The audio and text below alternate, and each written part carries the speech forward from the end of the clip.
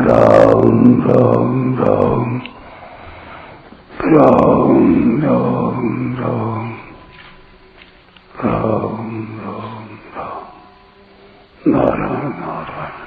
भोग पदार्थों के उपभोग से कामना कभी शांत नहीं होती। प्रत्युत जैसे घी की आहुति डालने पर आग और भड़क उठती है, ऐसे ही भोग वासना भी भोगों के भोगने से प्रबल होती है। धन आदि भोग पदार्थों के मिलने पर भी और मिल जाए और मिल जाए, यह क्रम चलता ही रहता है। परंतु संसार में जितना धन धान्य है, जितनी सुंदर स्त्रियां हैं, जितनी उत्तम वस्तुएं हैं, वे सब की सब एक साथ किसी एक व्यक्ति को मिल भी जाएं, तो भी उनसे उसे तृप्ति नहीं हो सकती। यत् पृथिव्यां बृहयवं हिरण्यं पशवः स्त्रियः एकस्यापि न पर्याप्तं तस्मात् तृष्णां परित्यजेत्।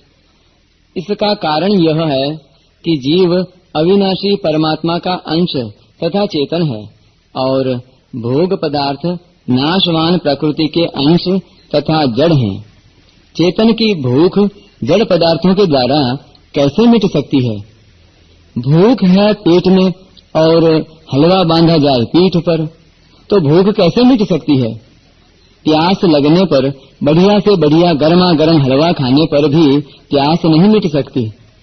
इसी प्रकार जीव को प्यास तो है चिन्मय परमात्मा की, पर वह उस प्यास को मिटाना चाहता है जड़ पदार्थों के द्वारा, जिससे तृप्ति होने की नहीं। तृप्ति तो दूर रही, ज्यों-ज्यों वह जड़ पदार्थों को अपनाता है, त्यों-त्यों उसकी भूख भी बढ़ती ही जाती है। यह उसकी कितनी बड़ी भूल है।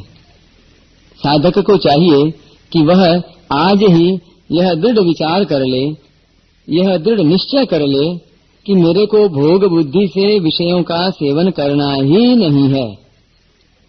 उसका यह पक्का निर्णय हो जाए कि संपूर्ण संसार मिलकर भी मेरे को तृप्त नहीं कर सकता। विषय सेवन न करने का दृढ़ विचार होने से इंद्रियां निर्विषय हो जाती हैं और इंद्रियों के निर्विषय हो जाने से मन निर्विकल्प हो जाता है। मन के निर्विकल्प हो जाने से बुद्धि स्वतः सम हो जाती है और बुद्धि के सम हो जाने से परमात्मा की प्राप्ति का स्वतः अनुभव हो जाता है, क्योंकि परमात्मा तो सदा प्राप्त ही है। विषयों में प्रवृत्ति होने के कारण ही उनकी प्राप्ति का अनुभव नहीं हो पाता। सुख भोग और संग्रह, इन दो में जो आसक्त हो जाते हैं, उनके लिए परमात्मा प्राप्ति तो दूर रही, वे परमात्मा की तरफ चलने का दृढ़ निश्चय भी नहीं कर पाते। गोस्वामी श्री तुलसीदास जी महाराज श्री रामचरितमानस के अंत में प्रार्थना करते हैं, कामिहि नारी प्यारी जिमी लोभी प्रिय जिमी दाम तिमि रघुनाथ निरंतर प्रिय लागहु मोहि राम।